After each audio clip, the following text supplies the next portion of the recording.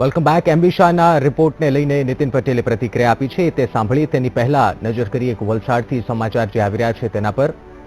દૂધની જળાશયમાં થયેલી બોટની દુર્ઘટના મામલે લાઈવ વિડીયો સોશિયલ મીડિયા પર વાયરલ થયો છે. જે દૂધની રિસોર્ટમાં દુર્ઘટના ઘટી જેમાં 5 લોકોના મોત નિપજ્યા હતા. જે રીતે અમારા સંવાદદાતાએ જે રીતે આ વિડીયો સામે આવ્યો છે તેમાંથી સ્પષ્ટ થાય છે કે બોટની જે ક્ષમતા છે તેનાથી વધુ લોકોને આ બોટમાં બેસાડવામાં આવ્યા હતા તેવું સ્પષ્ટ થઈ રહ્યું છે આ વિડીયોથી. જે વિડીયો અંતિમ સફરના જે વિડીયો ઉતારવામાં આવ્યો છે તે સોશિયલ મીડિયા પર વાયરલ થઈ રહ્યો છે. જે આપ દ્રશ્યો જોઈ શકો છો, જે દૂર દેખાતી જે બોટ છે જે દુર્ઘટનાગ્રસ્ત થઈ જેમાં 5 લોકોના કરુણ મોત નિપજ્યા છે.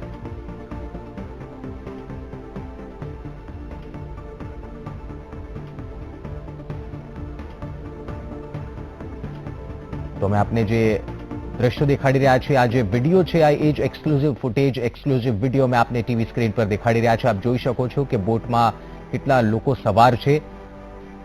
દૂધની રિસોર્ટમાં આ ઘટના ઘટી હતી. માનવ ઠાકોર સંવાદદાતા ફોનલાઈન પર ફરી આપણી સાથે જોડાઈ ગયા છે. માનવ, જે દુર્ઘટના ઘટી હતી ત્યારબાદ એવી ચર્ચા હતી કે કઈ રીતના આ દુર્ઘટના ઘટી, શું એ સ્પષ્ટ થઈ રહ્યું છે આ વિડીયોથી કે શું કારણ માનવામાં આવી રહ્યું છે આ દુર્ઘટનાનું?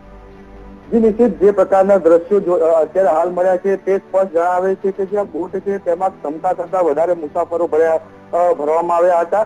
અને જે રીતે ઘટના બની હતી, ઘટનાને લઈને પ્રશાસક પ્રફુલ્લ પટેલ સહિતના તમામ અધિકારીઓ જે તે વખતે ઘટના સ્થળ પર દોડી આવ્યા હતા.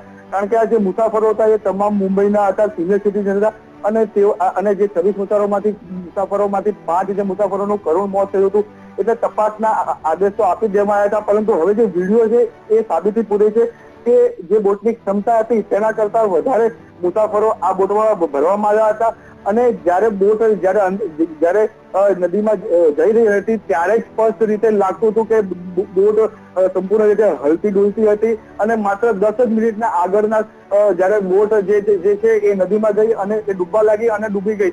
અને જો કે ખાસ એ જણાવવાનું કે જે સાધનો જોઈએ તે પણ આ બોટમાં ન હોવાનું બહાર આવ્યું છે. તેના કારણે હવે જે માલિક છે, ખાનવેલ રિસોર્ટના માલિક તેના વિરુદ્ધ કેવા પગલા લે છે. કારણ કે જે રીતે ડીઝલમાં સ્પષ્ટ દેખાય છે અને પોલીસને પુખ્તા સબૂત મળી ગયો છે કે આમાં જે પણ જે માલિક છે તેમની અત્યારે નિષ્કાળજી બહાર આવી છે. જી, બેદરકારીના કારણે 5 લોકોના મોત નિપજ્યા છે. તો શું કોઈ માંગ ઉઠી રહી છે, કોઈ તપાસની કોઈ પગલા લેવાની માંગ ઉઠી રહી છે? એમાં કોઈ અપડેટ મળી રહ્યા છે?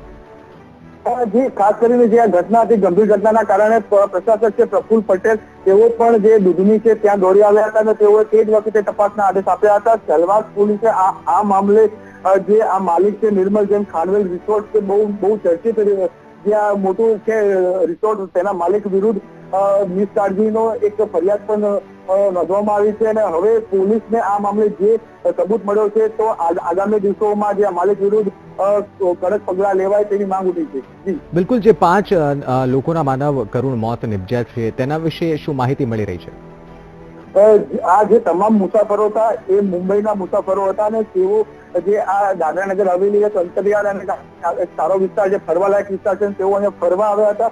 અને તેમાંથી 5 લોકોના મોત થયા હતા અને તમામ જે હતા એ સિનિયર સિટીઝન હતા. અને તેના કારણે જ આખો મામલો જે સર્જાયો હતો. અને કારણ કે જે 5 જે મુસાફરો એ બોટમાં ડૂબવાથી મોત થયા હતા. એટલે કે જે પણ જે ઘટના બની હતી તેના માટે કોણ જિમ્મેદાર હતું તે મામલે પોલીસ તપાસ કરી રહી છે. અને જે નિર્મલ જૈન છે કે જે આ ખાનવેલ રિસોર્ટના માલિક છે તેઓ પણ આ બોટમાં સવાર હતા. કે મતલબ કે જે રીતે ઘટના બની છે ગંભીર ઘટના છે અને હવે નિર્મલ જૈન વિરુદ્ધ પગલા લેવા છે તે સ્પષ્ટ રીતે આ વિડીયો પરથી લાગી રહ્યું છે. બિલકુલ. માનવ, ખાસ એ પણ જાણવા માંગીશું કે તપાસના આદેશ તો આપી દેવામાં આવ્યા છે. પોલીસ અધિકારીઓનું આ બાબતે કઈ કહેવું છે? શું કહેવું છે તેમનું કે ક્યાં તપાસ ચાલશે, કઈ દિશામાં તપાસ ચાલશે અને પૂછપરછ કેવા પ્રકારની કરવામાં આવશે? પોલીસ અધિકારીઓ ખાસ કરીને જે એસપી છે તેની સાથે વાત આ બાબત થઈ હતી. તેઓએ જણાવ્યું હતું કે જે બોટ છે એ ઊંડા પાણીમાં હતી અને તેથી તેમને બહાર લાવવામાં મુશ્કેલી પડી રહી હતી. અને હવે બોટને પાણીની બહાર કાઢીને ખાસ કરીને જે પોલીસ તપાસ કરવા માંગતી હતી. પરંતુ હાલ જે વિડીયો બહાર આવ્યો છે તે વિડીયો પરથી એવું સ્પષ્ટ લાગે છે કે ક્ષમતા કરતા વધારે મુસાફરો ભરવામાં આવ્યા હતા. તેમજ જે રીતે બોટ જે સ્ટાર્ટિંગ લીધું હતું એ સ્ટાર્ટિંગથી જ બોટ હલતી હતી અને તો પછી શા માટે આટલા બધા મુસાફરોને આટલી જોખમી મુસાફરી કરાઈ તે અંગે પણ સવાલ થાય છે. તેથી પોલીસ હવે આ મામલે વિડીયો પરથી સ્પષ્ટ રીતે આગળ પગલાં લે તેવું લાગી રહ્યું છે. બિલકુલ માનવ, ધન્યવાદ. અપડેટ મેળવતા રહીશું આપની પાસે.